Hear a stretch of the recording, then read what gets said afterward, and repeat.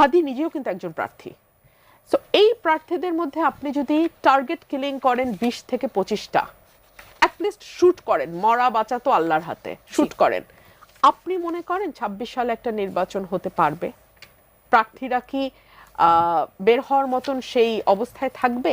এক, ইতিমধ্যেই আমাদের স্বরাষ্ট্র উপদেষ্টা বলছেন যারা প্রার্থী হবেন তাদেরকে তিনি অস্ত্রের লাইসেন্স দেয়া হবে, যারা চাবেন তাদেরকে দিয়ে দিবেন। মানে বাংলাদেশটা কতটা ললেসনেস অবস্থার মধ্যে দিয়ে যাচ্ছে তার এই স্টেটমেন্টটাই এটা বুঝবার জন্য যথেষ্ট, যে যারা প্রার্থী হবে তার নিরাপত্তা সে নিবে, তার নিজে নিতে হবে। রাষ্ট্র, আইন শৃঙ্খলা বাহিনী বা পুলিশ প্রশাসন, এখানে তাদের কোনো ভূমিকা নাই। এবং প্রথমেই স্বরাষ্ট্রমন্ত্রী বা স্বরাষ্ট্র উপদেষ্টা, যেটি আপনি বলেন, হাত তুলে সারেন্ডার করে ফেললো।